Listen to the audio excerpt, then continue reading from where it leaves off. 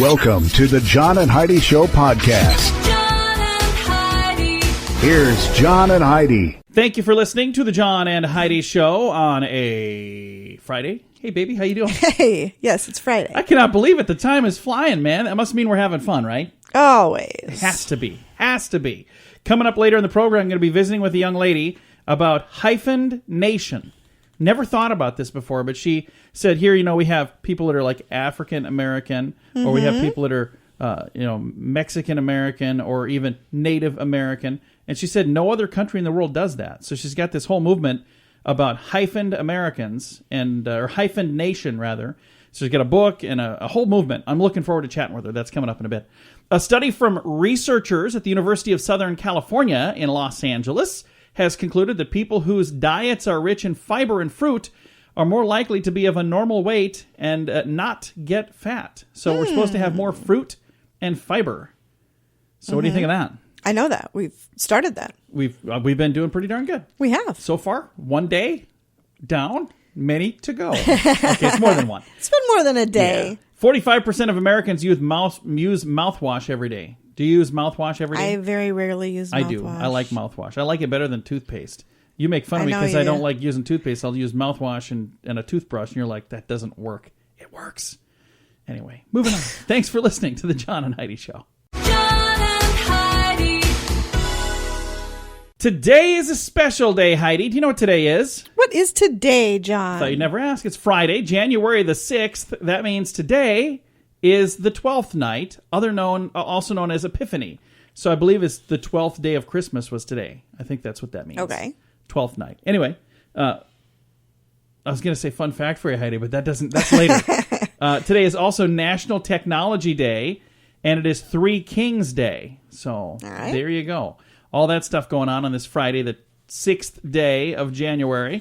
Coming up, we're going to be talking about a lot of fun stuff on today's program. I got some fun stories to share, so stay right where you are. We'll stay right here and keep doing what we're doing on the John and Heidi Show. John and Heidi. It's a new year, and many have made resolutions. Have you? If your resolution is to quit smoking, I want to help. This is one of the biggest resolutions every year. I met a hypnotist that's been able to help people with this one. He can send you a Stop Smoking Hypnosis CD program that you just listen to, and it's designed to help you quit smoking. It's available at a discount for our listeners right now at radiosavings.com. Get the tobacco-free CD program for just $40. That offer is available right now at radiosavings.com. That's radiosavings.com. John and Heidi. It's true because you heard it on the radio. Have you ever heard of a stowaway? Yeah. A stowaway usually... Yeah, for traveling. You think somebody hides in a ship or something? Right. Well, this dude was hiding, and he was hiding in an airplane, kind of. When I say in an airplane, kind of, it's because he was on an airplane on the outside. Like in the wheel? It's a bad idea. 27-year-old Romanian refugee became a stowaway on a German flight. He didn't hide in the bathroom or the luggage area. He latched onto the landing gear of the airplane. Authorities say the man, whom they did not name, had scrambled undetectedly onto the forward tire of the aircraft shortly before a Berlin-bound plane took off. Hauled himself into the gear shaft. The pilot was unable to retract the gear and decided to abort the flight and go back to see what was wrong. He's heading back to Munich. Meanwhile, the stowaway managed to survive the 23-minute flight by holding on to the landing gear of a Boeing 737. He was taken to the hospital because he had hypothermia. Mm-hmm. Because, those guys go kind of fast and it's kind of chilly out. That is just crazy. Must have really wanted to get away from Romania. Apparently. Now, I don't know anything about Romania other than they have great lettuce. Is that romaine lettuce? Is that from Romania? I don't know. So? I don't believe so. Probably not. I was being a wise guy, but then you look like maybe that could have been where it's from. I don't know. I've never thought about where romaine lettuce comes from. Is it romaine or is it Roman lettuce? It's not Roman lettuce. Roman lettuce. It's like Roman noodles. They're not Roman That's not noodles. Roman either. They're ramen noodles. Gosh. Everybody loves ramen. That should have been a brand of noodles. Absolutely should have been. We should get back on track here. We were talking about a 27-year-old who... Romanian refugee got stuck in the wheel well of an airplane. They weren't able to close it. What if they would have been able to close it? He would have been crushed. I was going to say, wouldn't that have killed him? So he's probably pretty darn fortunate that they turned around instead of just saying, we'll figure it out when we get there. They'd have found a dead refugee stuck to their wheel. So Anyway, kids, don't do that. But you know this is true because you heard it on the radio. John and Heidi. The John and Heidi Show is brought to you in part by the Keystone Treatment Center. This is your brain, and this is your brain on drugs. We share silly stories here on the program, but addiction is no joke. If you or someone you know suffers with an addiction to drugs or alcohol, make today the day you seek help. Call toll-free 844-204-1055. That's a toll-free number. Again, 844-204-1055. and this is your brain on drugs. When should hey, how you doing, Heidi? When should the law not apply? Maybe when it's used against the police. Listen to what happened here. While investigating a fellow female officer suspected of using drugs, police in Portland, Oregon, searching through they decided to search through her garbage. They found drug paraphernalia and items that they sent to the lab for analysis. In response to public outcry about the trash search, police chief in Portland, Oregon stated that once the garbage is on the curb, That's right. seeing the opportunity, though, a local newspaper decided to go to the police chief to his home and start digging through his stuff.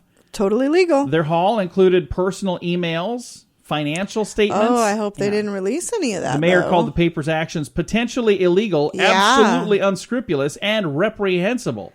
Somebody needs to give the mayors maybe the phone number for the chief of police, and those two can chat about what they need to do here. Kind of a crazy thing happened there. That was in Portland, Oregon. It's totally legal. It is. But not right to release somebody's Yeah. email. And Yeah, I you mean, don't if wanna they do that. did that, that is a very bad idea. I think. Well, and here's the thing. I don't know that you'd necessarily want to get the chief of police on your No. phone either. Just saying. I don't know. We love our chief of police, don't we, Heidi? Absolutely. Of course we do. Thanks for listening to the John and Heidi Show. John and Heidi. Now your moment of duh. A man tries to warm up his car by burning some paper towels. Yeah, nothing could go wrong here, could it? Inside the car? Yeah. So this was in Germany. A man's car wouldn't start because he said, oh man, it's just too darn cold. I need to warm up my engine to thaw it out. Wow. The metal box of paper towels that he lit on fire and placed under the engine, well, it caught the fuel tank. That wasn't such a good idea. His car was warm because it burst into flame. So the good news is your car's nice and warm. The bad news is it's not going to start now because it's Ever again. multiple pieces blown to smithereens. That is just a bad idea. Although Kind of funny. if they had a video of it, I would definitely watch the video because I'd kind of like to see what that looked like. There are so many videos online of people that have really bizarre problems with their cars. There was one where some guys pulled up to a car fire. There were a fire department pulled up to a car fire, and they started spraying the car with the hose. Well, the car was not in gear, and it rolled down a hill. So there's a flaming car rolling down a hill. Oh my gosh. I was like, well, yeah, that's never really thought about that. Maybe we should put a block under the wheel or something. I don't know. We've got your scoop of the day on the way. The Scoop of the Day is brought to you by Wells Blue Bunny. If you want delicious ice cream, be sure to look for the Blue Bunny. Sure to have your favorite flavors. Learn more at bluebunny.com. Now your scoop of the day. When you're desperate to lose weight, it is tempting to believe that there's an easy way to do it. But guess what? There's not. Hard work. So don't fall for any diet tricks out there, especially this one that has gone viral, but it could be very dangerous. It is called the vinegar diet. Have you heard this? No. A medical study in Japan back in 2009, they said ever since then it's been debunked as not even accurate, but supposedly concluded that drinking a teaspoon of apple cider vinegar before meals would help you lose a bunch of extra weight over a 12-week period. You know what? I bet it will because it's impossible to eat anything Yeah, 'cause after you'd get taking a sick. tablespoon of apple cider vinegar. Well, they say it's dangerous, so don't do it. And Dr. Domenico Rubio says it's just not true. There's no scientific evidence to back up this claim anyway. He says there is one reason it might work, because it's disgusting. it is disgusting. Drinking vinegar can upset your stomach, so you no longer have a desire for food. Also, vinegar is extremely acidic, so it's dangerous for your teeth. It could erode the enamel on your teeth, so don't do that. What are you doing over there? I'm cutting something up. Cutting up a debit card? Yeah. How many little tiny pieces are you going to put Well, that you don't in? want anybody to get a hold I think of it. you were probably fine after like the fifth cut an hour ago. Would you just quit it? It's like you're making confetti or something.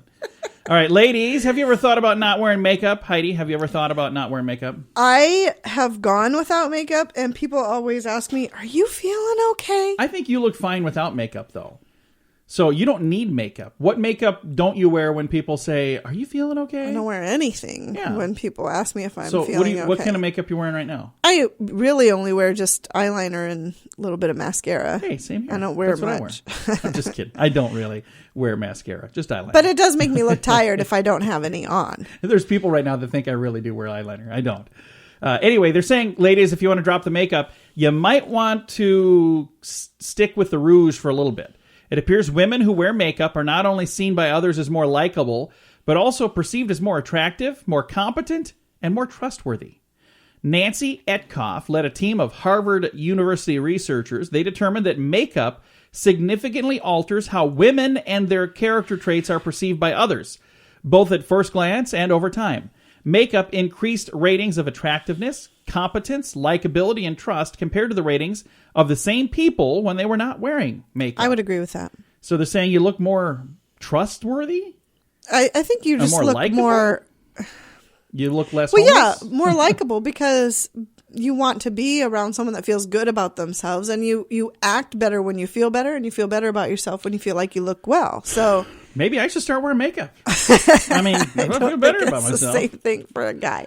If I walk in and someone says, "You look beautiful today," would that be a good thing? Probably not. Probably all this rouge. Hey, University of Illinois found people who live surrounded by trees are healthier, both physically and mentally, than those who are trapped in the urban jungle. They say nature calms people. It also helps them psychologically rejuvenate. Dr. Francis Coy cites a study from Japan that shows those who regularly go for strolls in the park and other natural settings live longer than those who do not. Coy advises everyone to make a point of spending some time in an environment that has plenty of trees and green grass and at least one visit per week for those who don't already live near trees or green grass or on a tree-lined street. So it's cool that they're saying by getting out in the nature, you live longer. Mm-hmm. That's good. Mm-hmm. It's not so good if you're stuck in the urban jungle because that means you're going to die sooner, but at least you know what you need to do. So, knowing is half the battle. Coming up, we've got a special guest. We're going to be talking about Hyphened Nation. That's on the way on the John and Heidi Show. John and Heidi. Radio advertising works. When it's done right, it works even better. There are many things you can do to get a better response, and shouting sale really isn't the best thing, believe it or not. Did you know that when you put words to music, they're 9 times more memorable? If you're trying to get people to remember your company, consider a jingle. We work with one of the very best jingle companies in the business, and we'd love to use music to help you grow your company. Learn more and hear examples at RadioReallyWorks.com. That's RadioReallyWorks.com. Thank you so much for joining us today. We've got a special guest on the line. We have Nicole Draffen, and she's a builder and a fixer and a challenger, and she's got a really cool project that she's working on right now. And first of all, let's just say hello to Nicole. How are you? I'm great. How about yourself? Fantastic. And I appreciate you taking the time to chat with me. I'm on the website right now, hyphened-nation.com. And up until you brought this point up, I hadn't really thought about it, but it is kind of crazy that America is really the only place in the world where we have this. We're the only country that hyphenates their citizens by ethnicity before nationality. And it kind of goes for everybody in this country, doesn't it? That's absolutely correct. So whether you're an African American or an Irish American, or even if you're native to this continent, then you're a Native American. And we're the only country that does that. You were saying in the video that I watched, if you're French, you're just French. It's not native French, you're French. That's absolutely correct. The weird thing about that is that I didn't even realize that this was the case until I traveled and lived overseas. And that's when I discovered it. And as with anything, once you know the truth of something, you can never go back to living the lie. Yeah. And so, and that's what was an awakening moment for me when that happened. And so that's what caused me to write the book, and then from the book, organically, the social movement was created. Now, let's talk about the book. What is the name of the book, and where do people find the book? The book is called Hyphened Nation, Don't Check the Box. And I've seen this on social media. I've seen this traveling around before. You and I even had a chance to talk. So I know there are people out there pushing this, and there's a bracelet, and there's a book, and there's a kind of a whole movement that's going. That's got to make you feel really good to know that, hey, you're making a difference, and there are people that actually care about this. Absolutely right. And just like when we discussed this a little earlier, a lot of people aren't even aware of this issue until I brought it up. Or maybe a lot of times these conversations happen around people's dinner tables in their living rooms, but you don't really hear about it spoken in the media a lot. And I only discovered it once I started writing the book, and people came to me and said, hey, I say this all the time. Why are we hyphenated Americans? And more I realized that this wasn't just something that I had discovered. This was something that so many people were talking about. But a lot of times people are afraid to voice this because if you say, well, I don't want to be a hyphenated American, it's like they feel like it's a betrayal to whatever ethnicity they feel they're representing.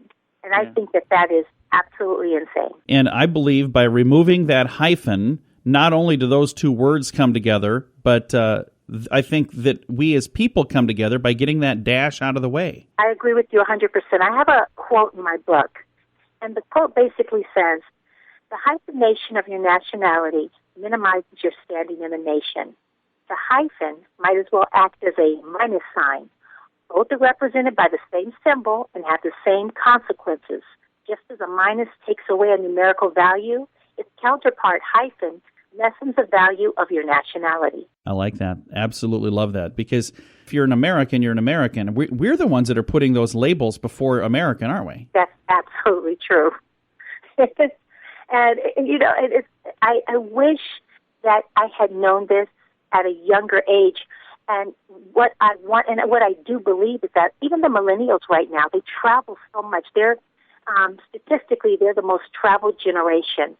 And I think that they are intrinsically understanding this better than, let's say, our baby boomers and our Gen Xers. But I think more and more that people are realizing this, and that we're going to be able to create a very strong movement where people will eliminate the hyphen, because it has no place in our American society. So have you had any kickback at all? As you've been working on this, Nicole, have you had anybody that said, no, that hyphen needs to stay and you guys are crazy? We had a couple of people that actually spoke up, and my organization didn't even have a chance to respond because so many other people gave experiences of why their life, how hard their life has been because of that hyphen. And just as a small example, I talked to a lot of people of various ethnicities and I talked to a mom. She happened to be white, and her children, she had children with a black man. And she said, it's like if my child is brown, they have to put African American, so it just completely negates my existence. I mean, I had half in creating this child, yet who am I? I become a non-entity. Yeah. You don't have to do that. In England, you're just English. In France, you're just French. Why are we doing that here? Why are we creating this divide? And I wonder what the origin of that is. Is this because nowadays everything is so politically correct. So is it a politically correct thing, or does it outdate that? That's a good question. It actually spurred from the 1970s. I do believe, I don't know if it's absolutely true, but from what I've heard, Jesse Jackson kind of created the African American, and it went from, it took on from there. So then you heard, and so I guess other people started saying, okay, Mexican American or Latino American, Asian American, and I think it really came from there, and a social movement and all these things. But it does not. It's basically, you're allowing someone else to define you, because with that hyphen, it's like a shackle, because that hyphen is a stereotype. It is. So whatever hyphen that is associated with your Americanism, it becomes your stereotype that you're shackled to. And you're saying don't check the box. So now when people see, that option on, what should they do instead of checking the box? What's the option that you think is the right option? Well, I think the right option should be American or not. But here's the thing, and let me tell you, I've had conversations about this. They say, well, there's for medical and this and that. I understand that certain ethnicities have different medical needs because of like a higher propensity for high blood pressure, breast cancer. I understand those things. However, why does it matter if I'm applying for a job? Why does it matter what ethnicity I am? Yeah. What matters is the fact that, if I'm educated, if I'm qualified for the position, that's something I want a person to judge me for first before they say, oh, well, we have to get this quota of Asians and this quota of Latinos and this quota of Black people. I mean, because we create those separations, that is why people are able to separate us, because we keep putting ourselves in these little boxes. Yeah. We need to see each other as Americans first. I really do believe that that's going to heal a lot of the divide in this country. I agree 100%. Our guest today, Nicole, is kind of driving a movement. Don't check that box. And the website is hyphened-nation.com. Can I get the book on that website?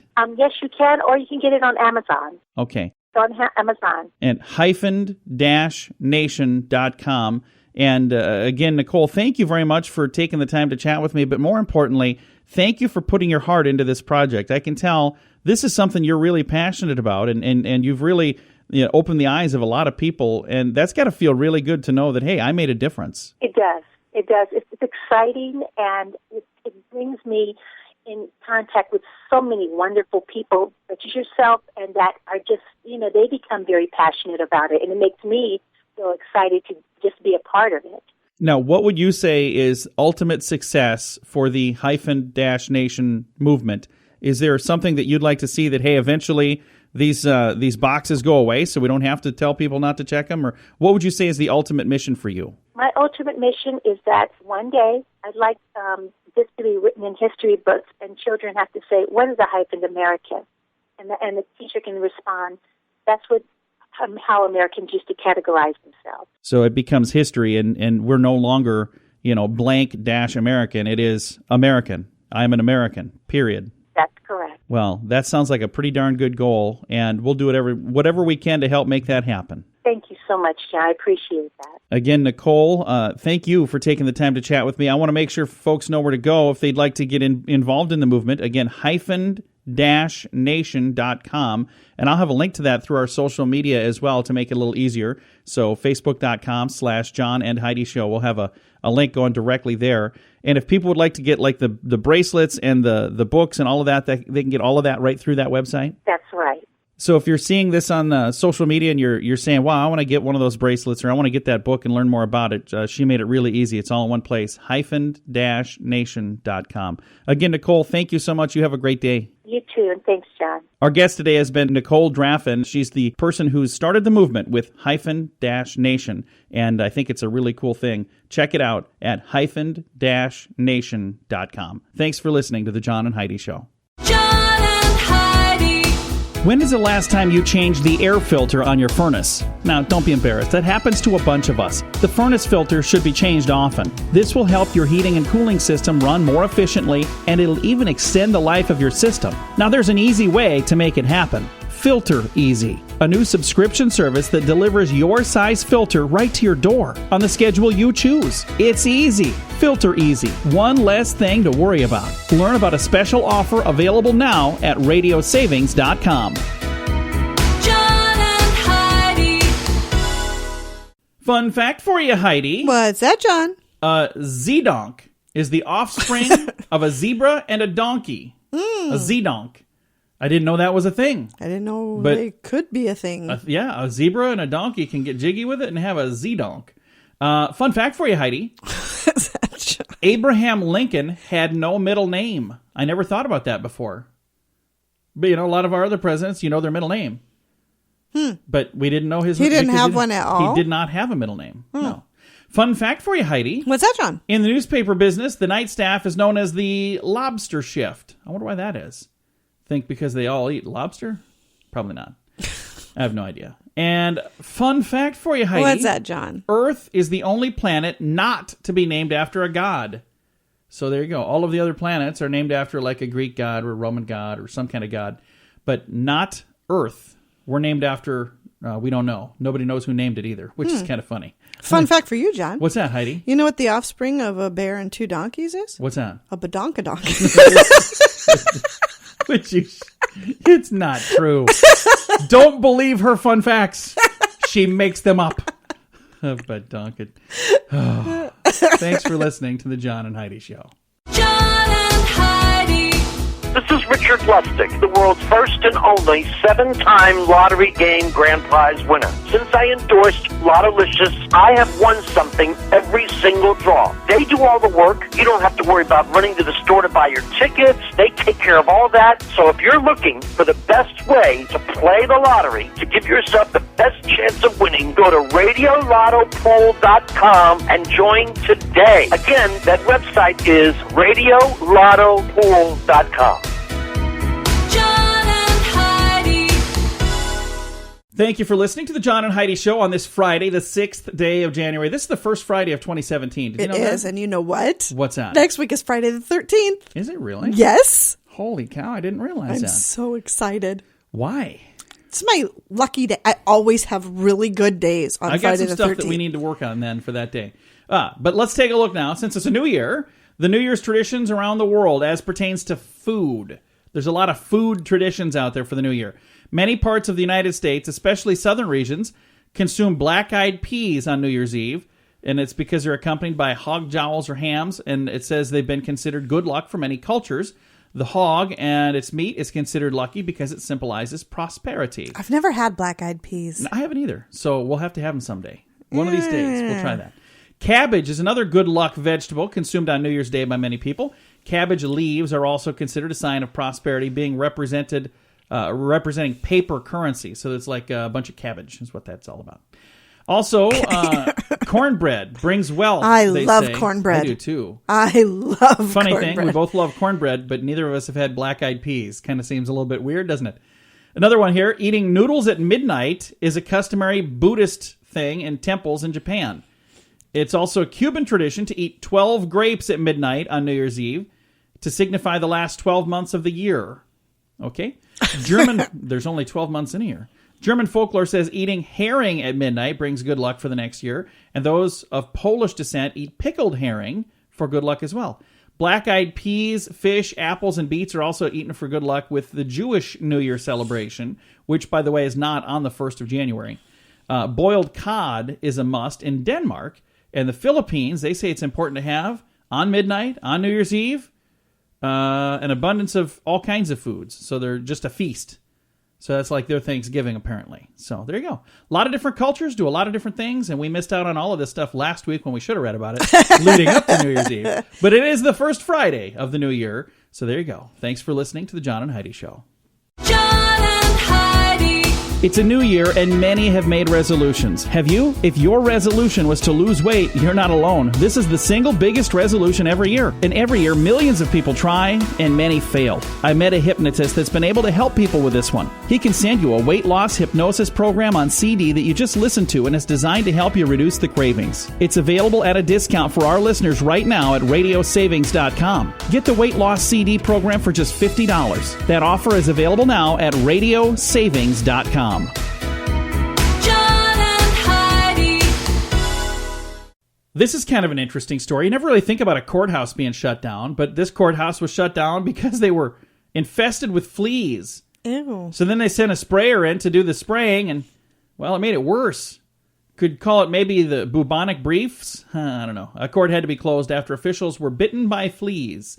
The infestation was made worse when somebody sprayed the courtyard with anti-flea disinfectant because that drove the insects inside the building. The fleas are believed to have been brought into the courtyard by a whole bunch of stray cats that have been there. They were attracted because of a bunch of rats in the building. The court will remain closed until the fleas and the rats and the cats have all been driven out and killed. Let me see if I got this right. They started with rats, which brought in the cats, which brought in the fleas that started biting people. So they're lucky that they didn't get bit by the stray cats or bit by the stray rats, because then it had a whole lot of biting. It's like There Was an Old Woman Who Swallowed a Fly song. Yeah, it just kind of seems funny because there's cats and rats and fleas. and all kinds of attorneys and other stuff too. I don't know. I'm sure there's something there. We're going to move on though before I get in trouble. Thanks for listening to the John and Heidi Show. John and Heidi. Clap on, clap off. Remember that? The clapper? Yes. Well, it was very popular a few years back. Still is in some places. You hook it to your lights and you know, turn it on and turn it off. I was just thinking, if anybody has their radio attached to a clapper, we just turned it on and turned it back off. Probably not, because the radio would have been, if we turned it off, it wouldn't have turned back on, would it? If it was hooked to the clapper. Because they wouldn't have heard us clap if it turned the radio on. Oh my gosh. Either way, what happened here, a New York court rejected a woman's lawsuit against the clapper. She claimed that she hurt her hands because she had to clap too hard to get it to turn on and off. My gosh. The judge determined that it's her fault because she did not adjust the sensitivity for the volume control. You can adjust the sensitivity so it doesn't turn on and turn off. But she tried to sue the clapper because she had to clap too hard and it hurt her hands. I sure hope she had to pay their legal fees as well. I just think that's ridiculous. He's so lazy to walk over and turn off the light. Now I'm too lazy to clap too hard. I'm like, I'm going to sue somebody over this. Wow. All right. Thanks for listening to the John and Heidi Show. John and Heidi. It's a new year, and many have made resolutions. Have you? If your resolution was to quit drinking or to kick a drug habit, we want to help. Our friends at Keystone can help you determine the best program for your particular needs. This is something that really matters to me. My father was an alcoholic. He lost his battle at age 49. That's just too young. If you're searching for help, I hope my friends at Keystone can help you find the help you're looking for. Call 844-204-1055. That's Keystone, 844-204-1055. John and Heidi. As we mentioned earlier in the program, this is the first Friday of the new year. And you ever wonder why the new year is where the new year is? January the 1st? You have told me. Well, we're going to talk about it here because this is a little different story than what I've told you in the past. So now I'm going to... So are you wrong? No, I don't think I'm wrong. I'm pretty sure this story's wrong, but I'm going to read it anyway. Happy New Year. We've been hearing that a lot recently, right? I heard that a ton this year, this last week. Happy New Year. Happy New Year. Happy New Year. Me too. Well, the oldest of all holidays was observed by the ancient Babylonians 4,000 years ago. I just wanted to say Babylonians because that's just a fun thing to say. Somewhere around 2000 BC, the Babylonian New Year began with the first new moon, actually the first visible crescent after the vernal equinox, also known as the first day of spring.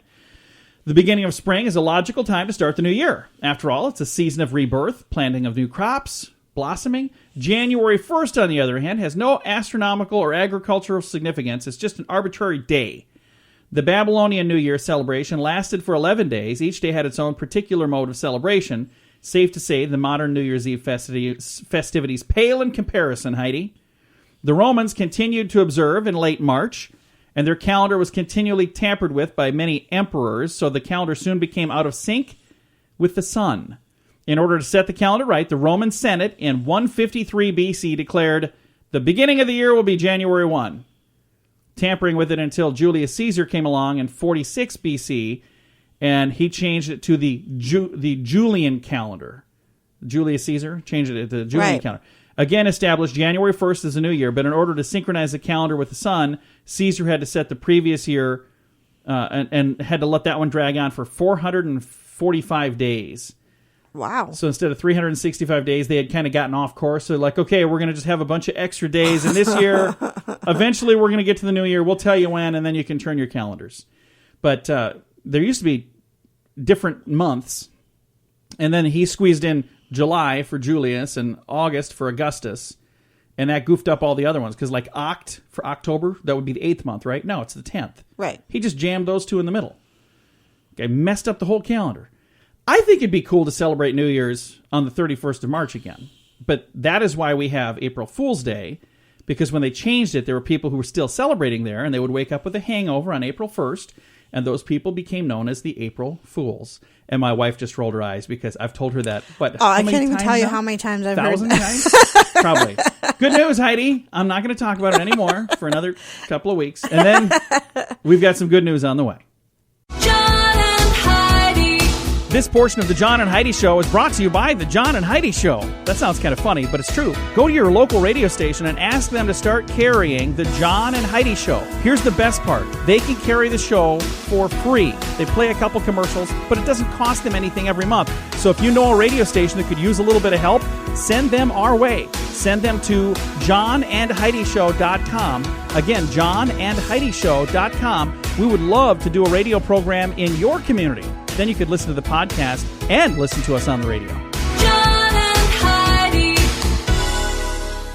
We always try to wrap things up around here with some good news, and I've got some good news. This is actually an invention that a man made for his puppy dog. It is a bed that vibrates. It has noise-proof walls. It also plays some soothing music that's integrated inside, so his puppy dog can go in there. It is activated with sensors when the dog walks in. And it was an invention that he came up with because his puppy was afraid of all the noises coming from outside, like thunder and lightning and fireworks and stuff like that. You can even keep track of your best friend by logging in. It's all connected to Wi-Fi. But he didn't like fireworks and he didn't like thunder. Our puppy dogs don't like that either. Well, only one of them Mandy doesn't like hates it. it. Yeah, Mandy. Well, now his puppy can sleep peacefully because he invented this little bed that the dog can sleep in. It looks like an end How table, much is too. the bed? It doesn't say. This is just a video talking about what he did. Oh. I don't know that he even necessarily sells them. Well, Why, do should. you want one? We should get one for Mandy. Then we'd have to get another one for Miley. We'd have Well, they two could of these share. things. You know our dogs don't like each other. Have you noticed really that? don't anymore. And it's funny because we've got two Mandy dogs. loves Miley. Miley does not tolerate Mandy. No, backwards. Miley loves Mandy.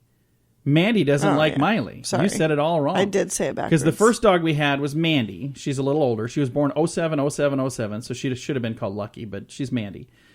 And about a year later, she just seems so lonely. We're like, wow, she looks lonely. We should get her a friend. Turns out she was not lonely. So- she was so much happier before we got the was. second dog. She used to just lay in the sun. And it was funny because when she was a pup, she'd lay in the sun and like the sun would shift. And she was no longer in the sun, and she'd wake up and she'd growl at me, thinking that I moved her. So I'd have to slide her bed over into the sun. And now she has cancer. You know, she's got something going on. I don't know what that is. She's got a weird thing going on. Oh, we don't know that for sure. And then, so we got her a friend, her little sister. They're actually sisters, have the same dad. Bring her friend home. From the car ride home, she hated her. Yeah. She's like, what are you doing? Yeah. You guys clearly read the signals wrong. I don't want a friend. I want you to leave me alone. Anyway, I love our dogs. Yeah, I don't know that I would fun. necessarily need this table for them, though.